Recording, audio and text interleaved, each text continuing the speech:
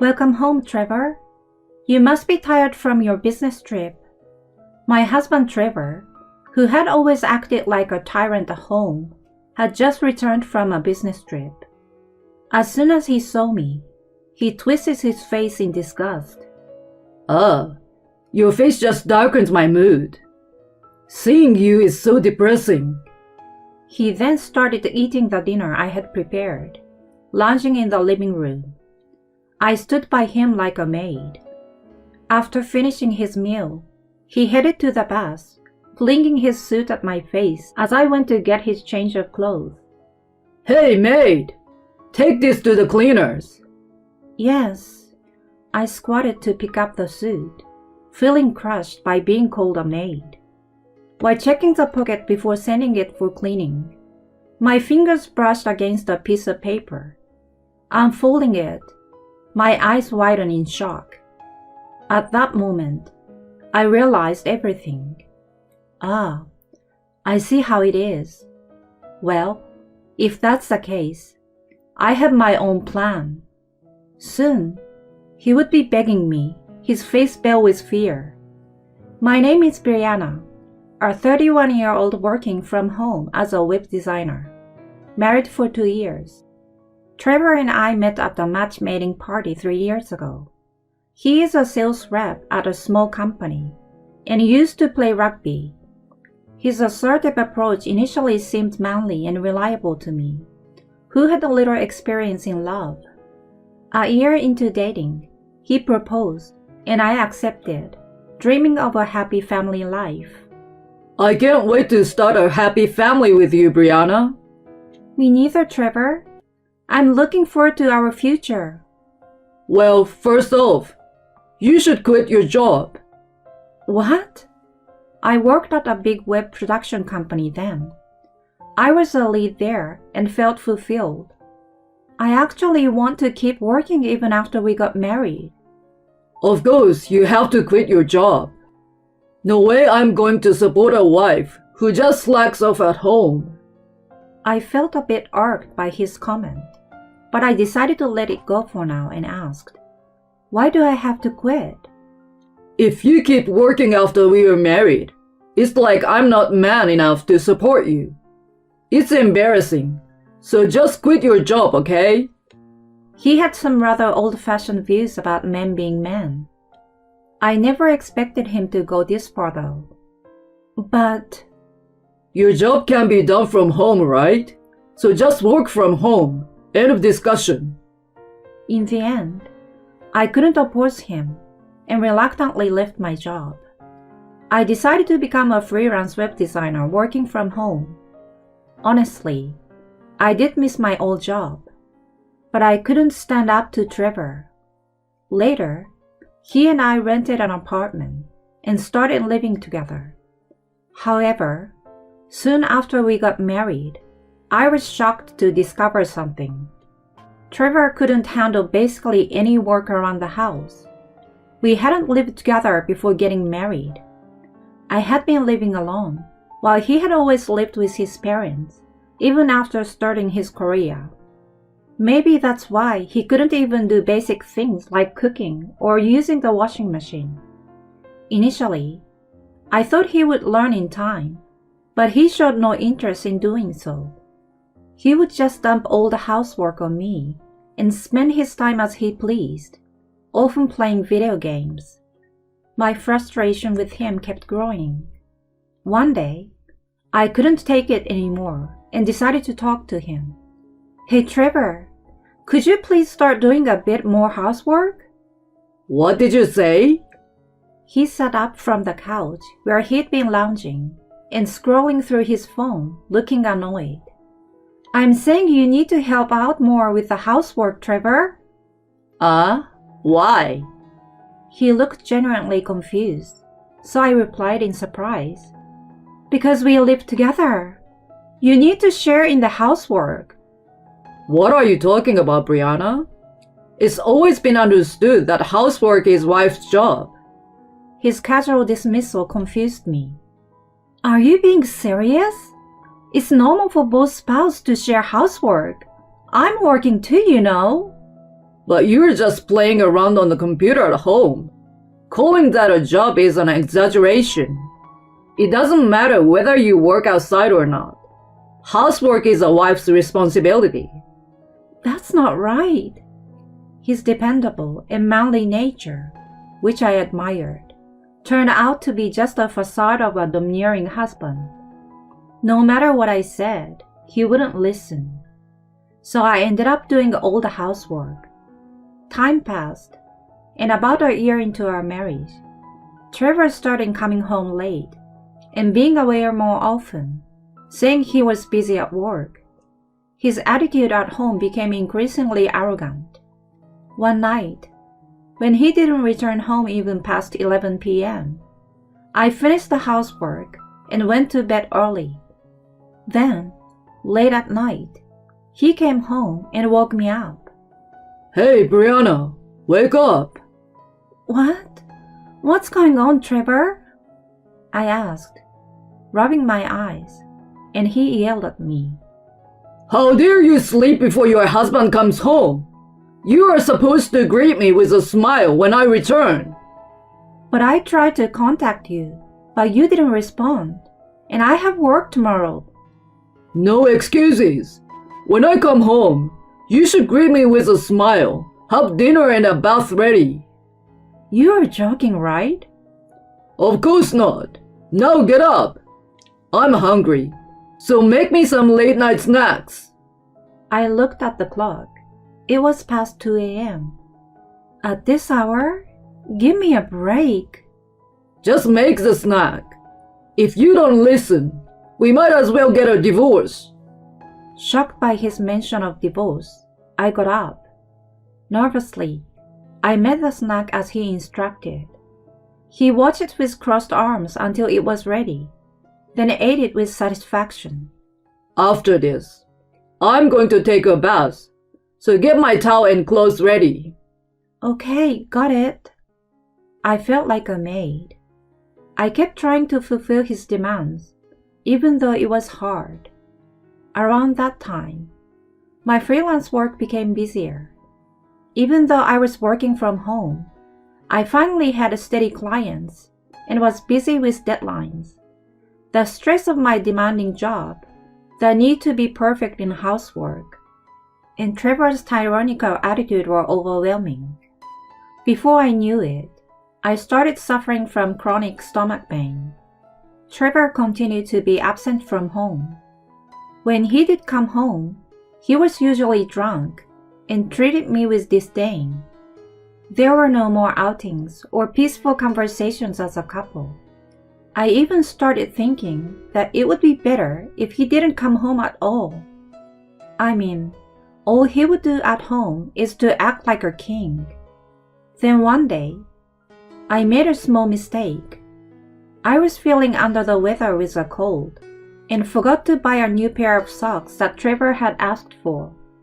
Where are the new socks? He asked irritably early in the morning. Oh, I'm sorry. I forgot to buy them. I've been feeling sick since yesterday. How incompetent can you be? You're really useless. He sighed and continued. Go buy them now, and use your own money, of course. But I've got a fever and a cold. No excuses. This is why you're no good. Go buy them now. Despite feeling dizzy, I was sent out in my pajamas to the supermarket. As I returned home with the socks, I cried. Why did I have to take all this? Doesn't he love me anymore? I couldn't stop my tears. Sometime later, Trevor said he was going on a business trip and left. I won't be yelled at by my husband tonight. I felt relieved, focused on my work, and settled for pizza for dinner. I finally had a relaxing evening. The next evening, he came home. Welcome home, Trevor. You must be tired from your business trip. I welcomed him saying so. But as soon as he saw me, he twisted his face in disgust. Your face just darkens my mood. Seeing you is so depressing. He then started eating the dinner I had prepared, lounging in the living room. I stood by him like a maid. After finishing his meal, he headed to the bath, flinging his suit at my face as I went to get his change of clothes. Hey, maid! Take this to the cleaners. Yes. I squatted to pick up the suit, feeling crushed by being called a maid. While checking the pockets before sending it for cleaning, my fingers brushed against a piece of paper. Unfolding it, my eyes widened in shock. It was a hotel receipt. It seems to be for a cottage, or something like that. Why would he stay in a cottage when he was supposedly on a business trip? With trembling hands, I took out my phone and searched. The search results showed a cottage in the next state. So that's what it was. He was acting all high and mighty at home, but he was cheating on me. Well, in that case, I have a plan too. I quietly put away the receipt. That day, I acted as usual in front of him. The next day, I started taking action. I decided to hire a detective agency to investigate Trevor. I had my own job and couldn't follow him around or do the investigating myself. Plus, I didn't want to slip up and let him catch on. Luckily, I found a detective agency with reasonable prices and female detectives. 2 weeks later, I had all the evidence of his infidelity, like it was nothing. Photos of him entering a motel with a young woman I didn't know, kissing in his car. I couldn't help but pump my fist in victory. By that time, I had no love left for him. I was just happy to have the evidence. The detective agency stopped smiling wryly at me, began to speak. "Ma'am, here's what we found from the investigation." I held my breath as she continued. The next day, after Trevor left for work, I packed my things. I called a moving truck and had them take my stuff to my parents' house. That night, as I relaxed at my parents' home, Trevor called. I ignored his calls, but he called repeatedly, what you would call bombarding me with calls. I just kept ignoring them. The next day, the calls continued, even in the daytime. Finally annoyed, I decided to answer. "Hello?" Hey, where the hell are you? You left without saying a word.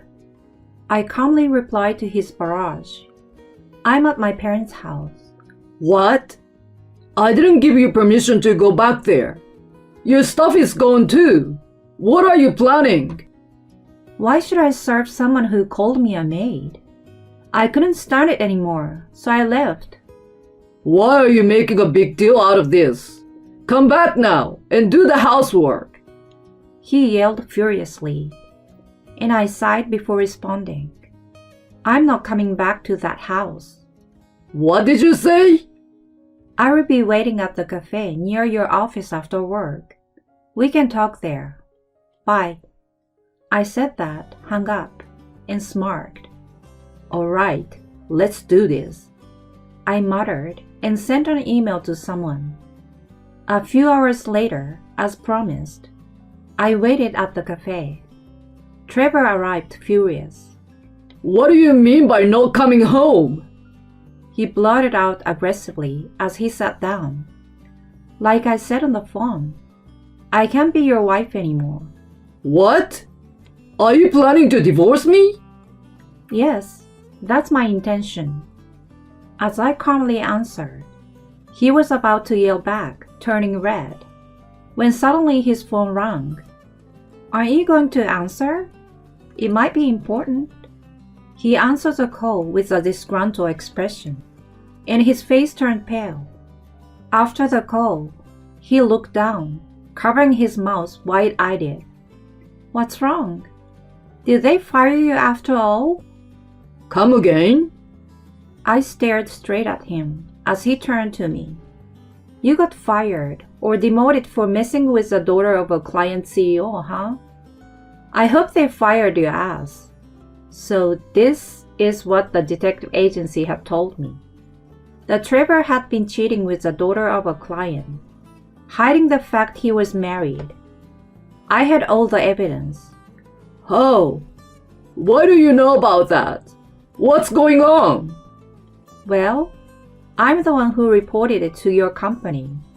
What? He was shocked, and I smiled while he stammered. Do you realize what you have done? Yes, I'm well aware. I also reported the details to the CEO. He was furious and wanted to see the evidence, so I gave him the photos. You did what? His phone rang again. When I urged him to answer, he did so tremblingly. From the phone, I could hear a young woman crying and yelling. It seemed like the CEO's daughter, his mistress, was losing it on the phone. Trevor, unable to say a word, hung up with a pale face. Poor thing, the other woman. She was just deceived by you. When? When did you find out? He asked, his voice quivering, and I answered calmly. Remember when you called me a maid and threw your suit at my face? There was a receipt for the cottage in that suit pocket. That's why I hired a detective. He was gaping in shock. No, it's not like that. It was just a fling. I never planned to divorce you. Oh, after all that arrogant behavior? I will never forgive you. As I glared at him, he suddenly started pleading. I don't want to get fired. She said she will sue me for compensation. I won't be able to survive. Please, help me. Forgive me, Brianna. At that moment, I splashed the water from my cup onto him. What the hell? This is nothing compared to what I've had to go through. I'm divorcing you, and I will be demanding $35,000 in compensation for your affair. Make sure you pay up, you jerk. Go to hell. He turned ashen and panicked. He was muttering, I don't want a divorce. Please help me. I looked at his pathetic state and regretted ever marrying such a man. Shaking off the clinging Trevor, I left the cafe alone. Later, my divorce from him was finalized. With the help of a lawyer, I received $35,000 in compensation for his infidelity right away. I got half of our assets in the settlement. The CEO, the father of his mistress, was furious and ended business with his company. Trevor really got fired from his job. He was also sued by his mistress and forced to pay her compensation. Because of all this, Trevor ended up living in a rundown apartment, buried in debt, and working like a host day and night. I felt no sympathy for him. He got what he deserved. As for me, I used the alimony to move into our new apartment and live comfortably. My career is thriving, and I'm earning more now than when I was single. It's more than enough to live on my own. From now on, I want to take care of myself and carve out a bright future.